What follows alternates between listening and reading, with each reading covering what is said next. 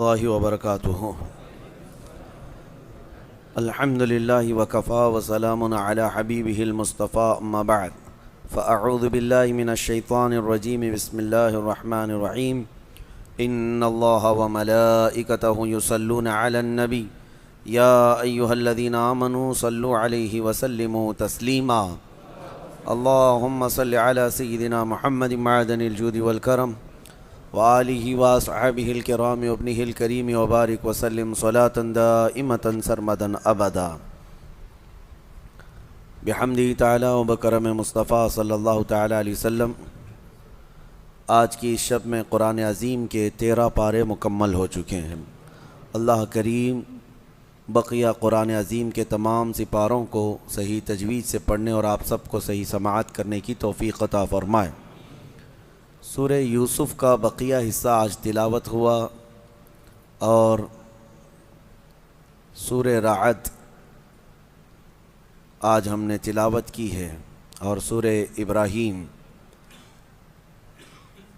ان تمام صورتوں میں جو پیغامات آئے ہیں ان میں سے مختصر آپ کے سامنے رکھوں گا۔ پہلی بات، کل میں نے سورہ یوسف کا تفصیلی ذکر کیا اور اس میں اللہ کے نبی سیدنا یوسف علیہ السلام کے ابتدائی ایام سے لے کر ان کے بادشاہ مصر بننے تک کے احوال تھے۔ کئی لوگوں نے مجھے پھر یہ سوالات کیے کہ درمیان میں حضرت زلیخا کا ذکر ہوا تھا، ان کا کیا ہوا؟ تفصیلی ذکر تو نہیں ملتا قرآن پاک میں، جتنا ذکر آیا تھا اتنا میں نے سنا دیا۔ زلیخا کا کیا ہوا؟ بعض روایات میں یہ ملتا ہے کہ وہ حضرت یوسف علیہ السلام کے غم میں روتی رہی اور ان کی بینائی چلی گئی۔ زمانے کے بعد جب یوسف علیہ السلام خود بادشاہ مصر بن گئے تو لوگوں نے آپ کو خبر کی ان کے متعلق کہ ایک خاتون ہے جو آپ کی محبت میں روتی رہتی ہے۔ حضرت یوسف علیہ السلام گئے، دیکھا، پہچان لیا، اور عمر زیادہ بھی ہو چکی تھی زلیخا کی، لیکن اللہ تبارک و تعالیٰ نے حضرت یوسف علیہ السلام کی دعا پر زلیخا کو آنکھیں بھی دی اور جوانی بھی دی۔ یہ تفصیلی ذکر قرآن پاک میں یا صحیح تفاسیر میں تو ہم نے نہیں دیکھا، بہرحال کچھ روایات ہیں، تو کچھ لوگوں نے سوال کیا تھا، ان کے لیے میں نے بتایا۔ آپ کے لیے جو ضروری ہے وہ قرآن کی تفسیر سے وہ ساری چیزیں آپ کے سامنے رکھ دی گئی ہیں۔ بہرحال یوسف علیہ السلام کے اس پورے واقعے سے جو درس تھا وہ کل میں نے عرض کیا کہ اللہ تبارک و تعالیٰ کس کو کس جگہ پہنچاتا ہے اور وہاں سے کب نکالتا ہے یہ اس کی حکمت بہتر جانے، اور اس کی قدرت کے فیصلے بہت الگ ہوتے ہیں۔ اسی لیے کہا گیا ہے کہ کسی کو باپ کے گھر سے نکالنا اور کنویں میں پہنچانا زہریلے، اور زہریلے کنویں سے پھر بازار میں پہنچا دینا، بازار سے پھر عزیز مصر کے گھر میں، عزیز مصر کے گھر سے پھر جیل کے قید خانے میں 14 سال، پھر وہاں سے سیدھے اللہ تعالیٰ وزیر اعظم بنائے اور وزیر اعظم کے بعد پھر بادشاہ مصر بنائے۔ اور قرآن میں آج ہم نے تلاوت کی 13ویں پارے کے شروع میں رب تعالیٰ نے یہی فرمایا، یتبوأ منہا حیث یشاء، اللہ جس کو جہاں چاہتا ہے مقام عطا کرتا ہے، نصیب برحمتنا من نشاء، اللہ فرماتا ہے کہ ہم اپنی رحمت سے جسے چاہتے ہیں حصہ کثیر عطا کرتے ہیں۔ وَلَا نُضِيعُ أَجْرَ الْمُحْسِنِينَ، نیک کام کرنے والوں کا اجر ہم ضائع نہیں کرتے، یہ اللہ فرما رہا ہے۔ ہماری زندگی اسی طرح کے سفر سے گزرتی رہتی ہے، ہمیں بھی انتظار ہونا چاہیے۔ یہ ضروری نہیں ہے کہ رات قائم ہو گئی ہے تو رات ہمیشہ رہنے والی ہے، سورج کو نکلنا ہے، اجالے کو آنا ہے۔ چاند کو اگر گہن لگ گیا تو ایسا نہیں کہ برسوں چاند گہن لگا رہے گا، چھٹنا ہے اور آب و تاب سے اسے پھر چمکنا ہے۔ یہ نشیب و فراز زندگیوں میں آتے رہیں گے، کسی کو لمبے دنوں تک تکلیفیں، نبی پاک صلی اللہ تعالیٰ علیہ وسلم شعب ابی طالب کی گھاٹی میں 3 سال قید کا زمانہ گزارے ہیں۔ سوشل بائیکاٹ تھا مکہ والوں کا ایسا کہ پہرا بٹھا دیا گیا تھا کہ کوئی کھانے پانی کی چیزیں بھی حضور تک نہ جانے پائیں۔ چمڑے کھائے، پتے کھائے 3 سال۔ پھر قریش کے ہی لوگ جو کافر تھے، ایمان والے نہیں تھے، ان میں سے ہی کچھ عقل والے تھے، ان کو رحم آیا۔ اس میں جبیر بن مطعم نام کا ایک شخص تھا، اور بھی کئی لوگ تھے۔ یہ آ کر کے مکہ میں حرم پاک میں وہ ایگریمنٹ انہوں نے پھاڑ ڈالا جو حضور پاک صلی اللہ تعالیٰ علیہ وسلم کی بائیکاٹ کے متعلق سارے مکہ والوں نے مل کے بنایا تھا۔ حالات ایسے تھے کہ حضور پاک صلی اللہ تعالیٰ علیہ وسلم کے سارے گھر والے اس تکلیف سے گزرتے رہے، لیکن کیا یہ شعب ابی طالب کی گھاٹی کا قید ہمیشہ رہا؟ وہاں سے نکالا گیا۔ ہجرت کے بعد اللہ تعالیٰ نے آپ کو قرار عطا کہ ہماری زندگیاں اسی طرح سے گزرتی رہتی ہیں، بس اللہ تبارک و تعالیٰ کی ذات سے لو لگائے رہیں اور انتظار کرتے رہیں کہ وہ کب ہم پر دروازے رحمت کے کھولے گا، کب ہمارے لیے اجالے لائے گا، لیکن آس و یاس اسی ذات سے لگائے رکھیں۔ ایک آیت آج ہم نے تلاوت کی ہے سورہ رعد میں۔ سورہ رعد جو ہے یہ 13ویں پارے میں آئی ہوئی سورہ ہے۔ اس سورہ کے متعلق یاد رکھ لیجئے، بڑی فضیلت والی سورہ ہے، اور جب کسی کے نزع کا وقت آ جائے اور روح نکلنے میں تکلیف بڑھ جاتی ہو تو فرمایا گیا کہ اس کے سرانے کے پاس سورہ رعد کی تلاوت کرے، اس کی روح آسانی سے نکل جائے گی۔ یعنی نزع میں آسانی، سکرات کے وقت آسانی کے لیے سورہ رعد کی تلاوت سرانے کے پاس کی جاتی۔ یہ 13ویں پارے میں موجود ہے۔ رعد کا مطلب ہے یعنی بجلی جو چمکتی ہے، یہ رعد ہے، کڑک جس کو کہتے ہیں۔ یہ کیا ہے؟ یہ بجلیاں جو چمکتی ہیں، اس کے متعلق کیا ہے؟ بارشوں کے موسم میں یا دیگر موسموں میں آپ دیکھتے ہوں گے کبھی آسمان پر اتنی تیز چمک پیدا ہوتی ہے اور پھر اس کے بعد بہت سخت ہیبت ناک آوازیں آتی ہیں، بھڑ بھڑ بھڑ کی آوازیں۔ یہ کیا ہے؟ یہ کیا ہے؟ اس کے متعلق روایات میں ہے کہ فرشتے آسمانوں کو ہانکتے رہتے ہیں اپنے کوڑے سے، اور جب فرشتے کوڑا مارتے ہیں، بعض میں ہے کہ فرشتے جب کوڑا مارتے ہیں آسمان پر تو یہ بجلی کی چمک پیدا ہوتی ہے اور ان کے کوڑے کی آواز ہوتی ہے جو پوری دنیا سنتی ہے، اس قدر ہیبت ناک ہوتی ہے۔ اس سے آپ اندازہ کریں وہی کوڑا قیامت کے دن مجرموں کو مارا جائے گا۔ آسمان کو جب مارا جاتا ہے تو اتنی تیز روشنی پیدا ہوتی ہے، اور اگر اس سے آگ گر جائے تو نیچے جہاں گرے وہ سب جل کر خاک ہو جائے، اور آواز اتنی خطرناک کہ پورا علاقہ سن لیتا ہے۔ پھر قیامت کے دن جب فرشتے کوڑے لگائیں گے، وہی کوڑے ہیں، ہمارا جسم کیسے اس چیز کو اٹھا سکے گا، برداشت کیسے کر سکے گا؟ بہرحال ایک آیت ہے اس میں سورہ رعد میں، اس کی تلاوت کرنی چاہیے جب بھی بجلیاں گرجتی ہیں۔ وَيُسَبِّحُ الرَّعْدُ بِحَمْدِهِ وَالْمَلَائِكَةُ مِنْ خِيفَتِهِ وَيُرْسِلُ الصَّوَاعِقَ فَيُصِيبُ بِهَا مَنْ يَشَاءُ وَهُمْ يُجَادِلُونَ فِي اللَّهِ وَهُوَ شَدِيدُ الْمِحَالِ۔ اللہ فرماتا ہے یہ کڑک اللہ کی تسبیح بیان کرتی ہے، اس کے حمد کی، اور فرشتے خوف کھاتے ہیں، ڈرے ہوئے ہوتے ہیں، اور اللہ فرماتا ہے یہ بجلیاں اللہ چھوڑ دیتا ہے، جسے چاہے جا کر کے لگ جاتی ہیں۔ یعنی یہ کرنٹ جو چلتا ہے بجلی کوڑے مارنے کے بعد، یہ دنیا میں کہیں نہ کہیں گرتی ہے، اور جس کو چاہے وہ بجلیاں جلا کر خاک کر دیتی ہیں۔ اللہ تبارک و تعالیٰ نے اس کا ذکر اس سورہ میں بیان فرمایا۔ اسی سورہ میں ایک آیت ہے، اللہ فرماتا ہے ان اللہ لا یغیر ما بقوم حتی یغیروا ما بانفسہم۔ بے شک اللہ تعالیٰ اس وقت تک کسی قوم کی حالت نہیں بدلتا جب تک وہ قوم خود اپنی حالت بدلنے کی فکر نہ کرے۔ قوت فکر و عمل پہلے فنا ہوتی ہے جب کسی قوم کی شوکت پہ زوال آتا ہے۔ سچ کہا ہے. سوچنے سمجھنے اور بدلنے کی طاقت جب ختم ہو جاتی ہے آدمی کی، تب وہ زوال پذیر ہوتا ہے، گرنے لگتا ہے. جس کو یہ فکر ہے کہ مجھے بدلنا ہے، اللہ تعالیٰ کی طرف سے اس کے لیے دروازے اور کھولے جاتے ہیں. کچھ لوگ یہ سوچتے ہیں یہاں بیٹھ کر کے میں متقی بن جاؤں، میں بیٹھ کر کے اللہ کا ولی بن جاؤں، میں کچھ کام نہ کروں اور مجھے ہر گناہ سے بچنے کی عادت ہو جانا چاہیے. ایسا کیسے ہوگا؟ تمہیں شوگر سے بھی بچنا ہے اور بی پی سے بھی بچنا ہے، لیکن روز 1 کلو شکر بھی کھاتے ہو، 1 کلو نمک بھی کھاتے ہو. کیسے ہوگا؟ تمہارا خود کا عمل، تمہاری کوشش جب تک نہ ہوگی، اللہ تعالیٰ فرماتا ہے ہم نہیں بدلیں گے ان کی حالتوں کو. اور جب تم بدلنا چاہو گے تو اللہ کیسے بدلتا ہے پتہ ہے؟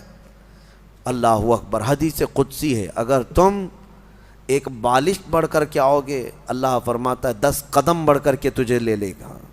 اللہ کی رحمت 10 قدم آگے بڑھ کر تجھے لے لے گی. تم چل کر کے آؤ گے تو اس کی رحمت دوڑ کر کے لے لے گی.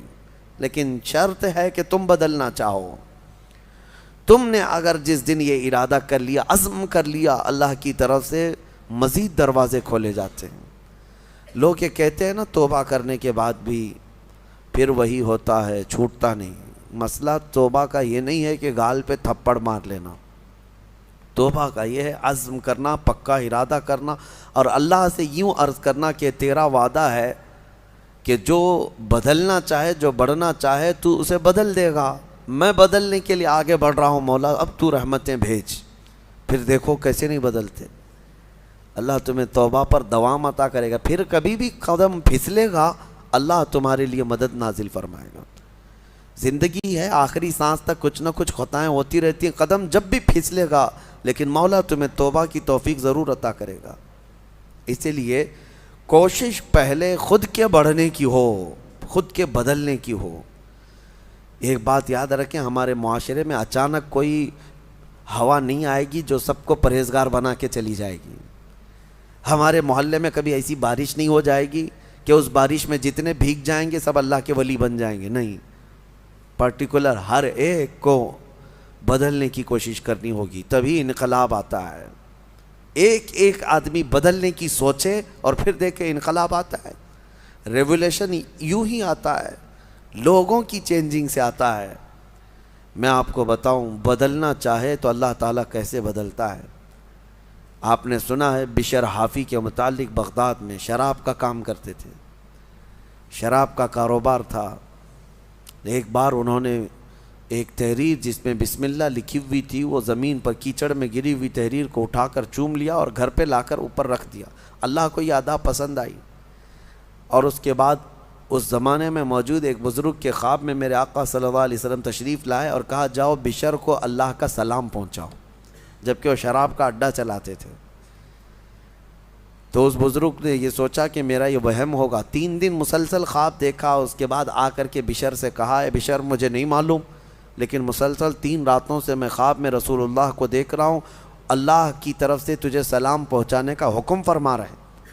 تھے تو مسلمان لیکن بھٹکے ہوئے، راستہ چینج تھا. اسی وقت اپنے شراب خانے سے باہر نکلے، چیخ مار کر کے یوں عرض کرنے لگے مولا تو یقیناً رحیم و کریم ہے، ستار ہے. ایک بسم اللہ کے ٹکڑے کی میں نے عظمت کی اور تو رب العالمین مجھے سلام بھیجتا ہے. لیکن اتنا ہی نہیں کہ ایک سلام آیا اور پھر اس کے بعد اپنا دھندا چلتا رہا. بشر حافی نے عزم کر لیا تھا، ارادہ کر لیا تھا کہ پلٹ کر کے میں اپنے اڈے کو دیکھوں گا نہیں. وہاں سے جو نکلے ننگے پیر نکلے اور زندگی بھر ننگے پیر ہی چلتے رہے. پھر چپل پہنے ہی نہیں، کیونکہ چپل چھوڑ کر کے باہر آئے تھے اس بزرگ سے ملنے کے لیے، اسی حالت میں نکل آئے. تو جب کسی کا پکا ارادہ ہوتا ہے تو اب اللہ تعالیٰ نے ان کے لیے ایسے دروازے کھولے. اللہ اکبر، وہ بغداد کے قطبوں میں شمار ہوئے ہیں، قطب الاقطاب تھے، اللہ کے ولیوں میں تھے. اور حد تو یہ ہے کہ ایک بزرگ نے دیکھا بغداد میں ایک کتے نے راستے پر پیشاب کیا ہے، پخانہ کیا شہر کے راستے پہ. اس بزرگ نے فرمایا جاؤ دیکھو آج بشر حافی کا انتقال ہو گیا ہوگا. تو لوگ جا کر کے معلوم کیے تو صحیح میں اسی دن حضرت بشر حافی کا انتقال ہوا تھا. اس بزرگ سے پوچھا کہ آپ کو کیسے خبر ہوئی؟ کہا کہ جب تک بشر حافظ زندہ تھے پورے بغداد کے کسی راستے پر کوئی جانور پیشاب و پاخانہ نہیں کرتا تھا، اس لیے کہ وہ ننگے پیر چلا کرتے تھے۔ اللہ نے ہر راستے کو ان کے لیے پاک کر رکھا تھا۔ یہ ہے رحمت الہی، جب بدلنا چاہے بندہ مولا اس کے پیروں کو بھی چلنے کے لیے پاک راستے عطا کرتا ہے۔ میرے عزیزو، اسی لیے اعلیٰ حضرت نے ترجمہ بھی کیا کیا، اہدنا الصراط المستقیم کا، کیا اللہ تو سیدھا راستہ دکھا نہیں، چلا، کیونکہ اب میں چلنے کی کوشش کر رہا ہوں، میں آ گیا ہوں، نماز میں آیا ہوں، یہ سیدھا راستہ ہی تو ہے، لیکن اب آگے اے مولا تو چلا۔ جس کی بھی یہ دعا قبول ہوئی مولا کریم اس کو آخری سانس تک ہدایت پر رکھے گا، چلائے گا۔ لیکن میرے عزیزو، بنیاد یہی ہے، قرآن کی یہ آیت ہمیں بتاتی ہے تمہاری طرف سے شروعات ہو، پھر اللہ کریم کی طرف سے رحمتیں کھل جائیں گی۔ گھر میں بیٹھ کر کے صرف لوگ جو آسان نسخے چاہتے ہیں، واٹس ایپ میں دیکھو ابھی وظیفے بھرے ہوئے ہوں گے، ہر جگہ سے، انسٹا میں، واٹس ایپ میں اتنے وظیفے آتے ہیں جو اللہ کے ولی بنا دیں گے 2 گھنٹے کے اندر۔ یہ پڑھنے سے وہ ہو جائے گا، وہ پڑھنے سے یہ ہو جائے گا، دوسروں کا مال کھاتے رہو اور وظیفے کرتے رہو، لوگوں کو ٹوپی ڈالتے رہو اور یہاں 100 وظیفے پڑھتے رہو، ان وظیفوں کا اثر نہیں ہوگا۔ تمہارے اندر سے تبدیلی ہو، حرام کھا کر کے تم 1000 بار بھی پڑھتے رہو تو تمہاری زبان سے کوئی جملہ آسمان تک نہیں جائے گا۔ تمہیں ان تمام چیزوں کو چھوڑ کر کے پھر دیکھو، آپ کو پتہ ہے محبوب الہی رحمۃ اللہ علیہ کے پاس ایک شخص آیا، کہا میری بیٹی کی شادی ہونی ہے، کچھ دے دیجئے۔ انہوں نے کہا جا باہر کچھ ڈھیلے پڑے ہوں تو لے آؤ۔ وہ 3 ڈھیلے لے آیا، آپ نے کچھ پڑھ کر کے دم کیا، لے جا اس کو۔ اس نے دیکھا ڈھیلے دیے، لیکن باہر آ کر دیکھا تو وہ سونے کے تھے۔ اس کو لے جا کر کے اس نے اپنی بیٹیوں کی شادی کی، کافی قیمت والے تھے اس وقت سونے کے ڈھیلے، لیکن محبوب الہی نے 3 بار قل هو اللہ احد ہی پڑھا تھا، بس صرف 3 بار قل هو اللہ احد کا سورہ پڑھ کر کے دم کر کے دے دیا تھا، لے گا جاؤ۔ اب اس نے بیٹیوں کی شادی تو کی، لیکن نسخہ تو ہاتھ میں آ گیا تھا نا، گھر میں بہت سارے ڈھیلے جمع کر لیا، بہت سارے پتھر اور اینٹ بھی لا کر کے بیٹھا اور رات میں قل هو اللہ احد پڑھنے لگ گیا۔ 3 بار تو چھوڑو، 100 بار ہو گئے، آنکھ کھول کھول کر کے دیکھتا تھا وہ ڈھیلا ڈھیلا ہی تھا، بدلتا ہی نہیں تھا۔ 1000 بار ہو گیا سورہ اخلاص، 1000 بار کے بعد بھی وہ ڈھیلے ویسی رہے۔ وہ دوسرے دن اٹھ کر کے آیا اور سوچا کہ پتہ نہیں اور کیا پڑھے تھے۔ پوچھا محبوب الہی سے کہ آپ کیا پڑھ کر کے مجھے دیے تھے؟ کہا 3 بار قل هو اللہ احد کا سورہ پڑھ کے دیا تھا۔ کہا میں 1000 بار پڑھا، ابھی بھی ڈھیلا ہی ہے۔ تب آپ نے فرمایا تھا تیری زبان اور ہے، میری زبان اور ہے۔ اللہ کریم اس کے ان بندوں کی ہر بات کی لاج رکھتا ہے جو اس کے لیے بدل جاتے ہیں، اس کے لیے چھوڑ دیتے ہیں ہر چیزیں۔ یقیناً آج آپ کے لیے بھی بہت ساری ہیں دعائیں، آپ کی مستجاب ہوں گی، اللہ آپ کی زبان میں اثر عطا کرے گا۔ اس کے لیے کچھ چیزیں چھوڑنے کی کوشش کرو، اس کے لیے کچھ نہیں بلکہ بہت ساری چیزیں چھوڑنا ہے۔ حرام چھوڑنا، میں آپ کو بتاؤں، یہ تو مسلمان کے لیے فرض ہے۔ بعض لوگ یہ کہتے ہیں میں شراب نہیں پیتا، پرہیزگار آدمی ہے، چوری نہیں کرتا، پرہیزگار آدمی ہے، جوا نہیں کھیلتا، پرہیزگار آدمی ہے۔ نہیں، شراب نہیں پیتا، جوا نہیں کھیلتا، چوری نہیں کرتا، پرہیزگار نہیں، مسلمان ہے بس، مسلمان ہے بس۔ شک کی چیزوں سے بھی بچتا ہے تب پرہیزگار ہے، حرام چیزوں سے بچتا ہے تو مسلمان ہے۔ مسلمان کے لیے اتنا تو کرنا ہی ہے۔ جو شک والی چیزیں ہیں ان سے بھی بچتا ہے تب وہ اتقیاء میں ہے، پرہیزگاروں میں ہے۔ بہرحال اللہ کریم ہمیں خود کو بدلنے کی توفیق عطا فرمائے۔ آج پوری امت کے لیے یہ چیز ہے، پوری امت کے لیے۔ کاش ہمارا یہ پیغام ہر نوجوان تک پہنچے جو شب قدر میں اور جمعہ کی بھیڑ میں اور نہ جانے کتنی راتوں اللہ کی بارگاہ میں دعا کرتے رہتے ہیں، اے اللہ امت پر رحم فرما دے۔ ٹھیک ہے، دعا ہونی چاہیے، لیکن کیا صرف اور صرف ہم دعا کرتے رہیں اور اپنے آپ کو کبھی نہ بدلیں، کبھی نہ بدلیں؟ جتنے لوگ اس بھیڑ کی دعا میں شامل ہوتے ہیں تو پھر وہ اپنے آپ کو تبدیل کیوں نہیں کرتے؟ اللہ کی بارگاہ میں مانگ کر تو جاتے ہیں بھیک، فجر میں نہ نمازوں میں ان کا کوئی شمار ہے، نہ پھر رمضان کے احترام میں ان کا کوئی حصہ ہے۔ مجھے یہ بتاؤ، شوق سے ویڈیو ادھر سے ادھر پھیلاتے رہتے ہیں، ایک ویڈیو پتہ نہیں کتنا سرکولیٹ ہوتی ہے۔ ابھی میں دیکھ رہا تھا ایک امام کو کچھ آتنکی بھگوا لوگ چاقو سے ایسے قتل کر رہے ہیں، بے دردی کے ساتھ مار رہے ہیں، خون بہہ رہا ہے، داڑھی بھی کاٹ دیا، سب کچھ کر رہے ہیں، اور یہ سارے واٹس ایپ پہ گھومتی رہتی ہے ویڈیوز۔ اس سے پہلے بھی دیکھا ہوگا آپ نے بہت سارے اس طرح سے ظلمن مارنے والی ویڈیوز، دیکھا فارورڈ کر دیا، دیکھا فارورڈ کر دیا۔ کیا اتنا احساس بھی مر گیا کہ ان تمام چیزوں کو دیکھنے کے بعد خود کو بدلنے کی کوشش کرتا؟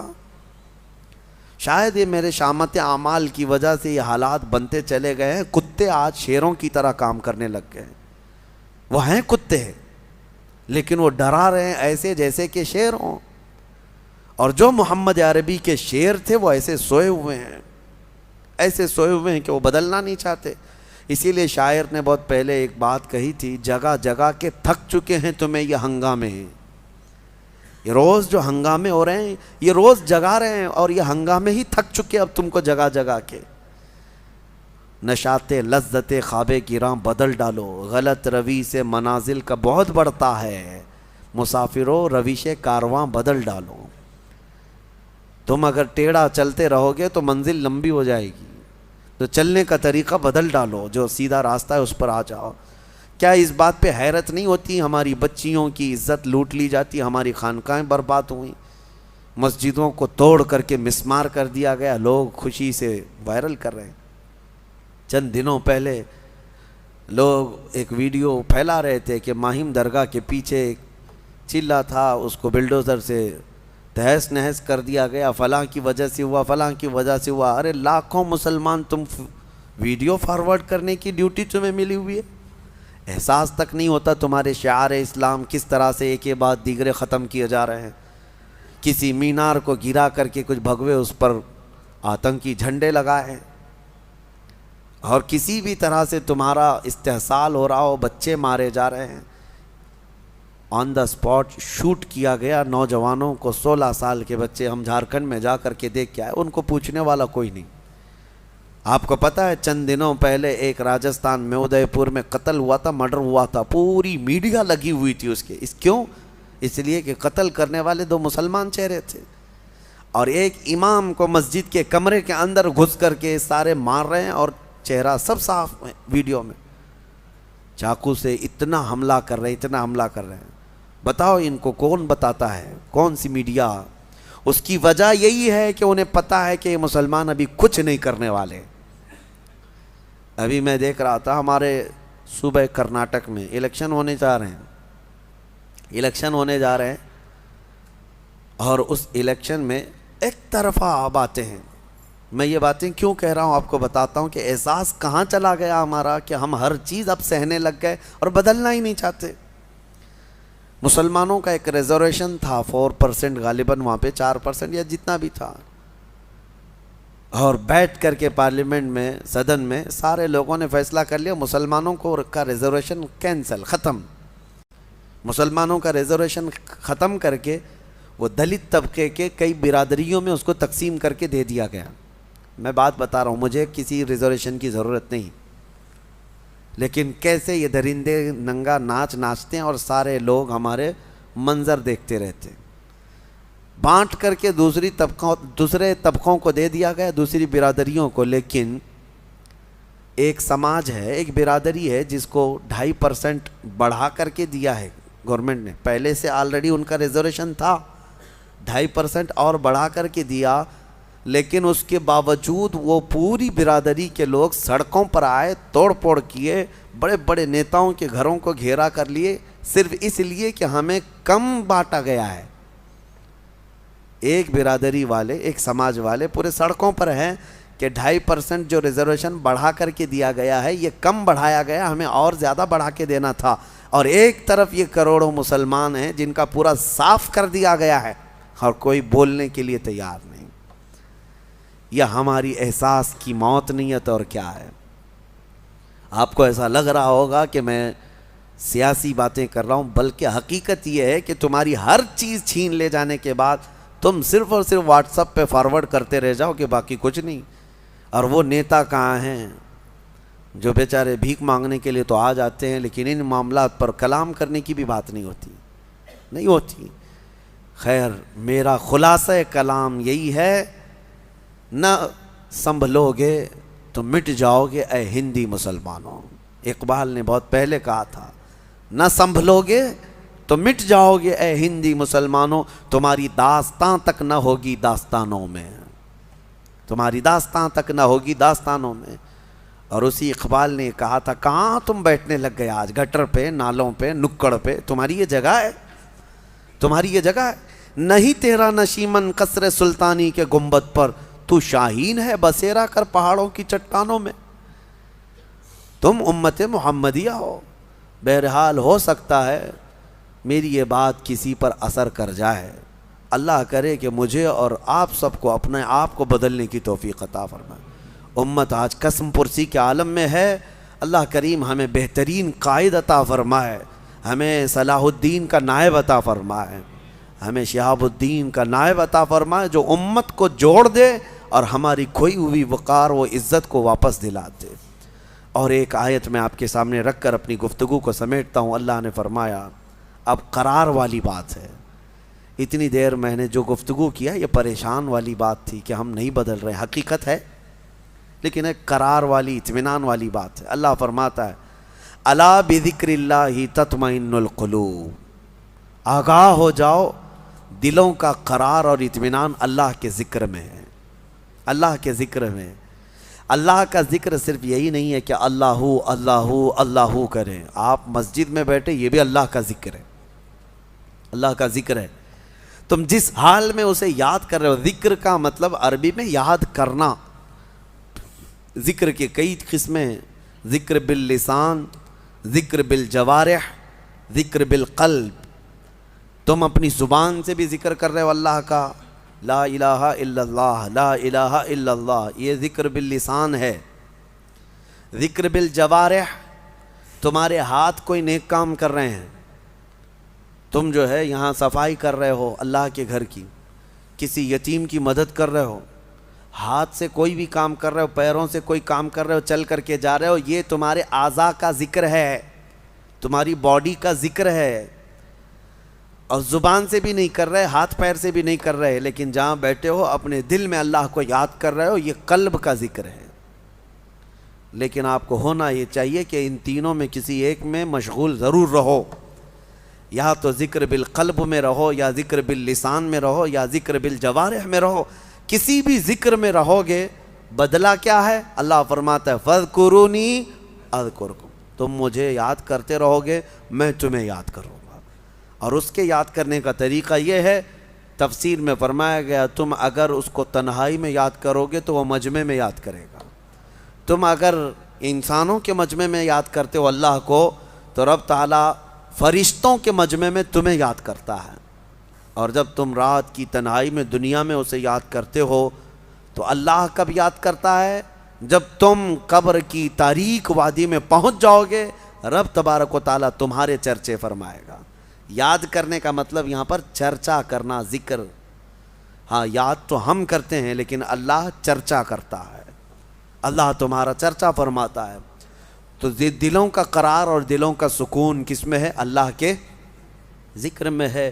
جب دل بے قابو ہو جائے تو زیادہ سے زیادہ استغفار پڑھو اور اللہ کا ذکر کرو۔ اللہ ہمارے دلوں کو اطمینان عطا فرمائے اور ہمارے دلوں کو سکون عطا فرمائے۔ اور ایک بات یاد رکھیں، جس دل میں ذکر الہی نہ ہو وہ دل جو ہے گناہوں کی آماجگاہ بن جاتا ہے، کالا ہونے لگ جاتا ہے۔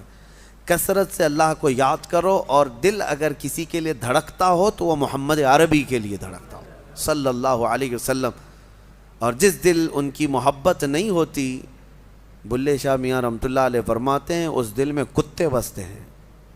حضور کی محبت نہ ہو، اللہ کا ذکر نہ ہو تو اس دل میں کتے بستے ہیں۔ دل ہے وہ دل جو تیری یاد سے معمور رہا، سر ہے وہ سر جو تیرے نام پہ قربان گیا۔ اللہ کریم ہمیں وہی دل عطا فرمائے جس دل کے بارے میں مولانا روم فرماتے ہیں، مولانا روم کیا فرماتے ہیں؟ کعبہ بنائے خلیل اطہر است و دل گزرگاہ رب جلیل است۔ خانہ کعبہ یہ ابراہیم علیہ السلام کی بنائی ہوئی عمارت ہے، اور دل خود رب ذوالجلال کی گزرگاہ ہے۔ قلب المؤمن عرش اللہ، مومن کا دل اللہ کا عرش ہے، اللہ کا عرش ہے یہ تمہارا دل، اور اس کو پاک رکھو تو اللہ کے ذکر سے پاک رکھو۔ اللہ کریم کہنے سننے سے زیادہ عمل کی توفیق عطا فرمائے، اور قرآن عظیم کی تفاسیر پر ہمیں عمل کی اور اس کو عام کرنے کی توفیق عطا فرمائے۔ جتنی آیات بینات ہم نے پڑھی ہیں، اس میں جہاں غلطیاں، کوتاہیاں، کمیاں بیشیاں ہوئی ہوں، اللہ اپنے فضل و کرم سے معاف فرمائے۔ وآخر دعوانا ان الحمد للہ رب العالمین۔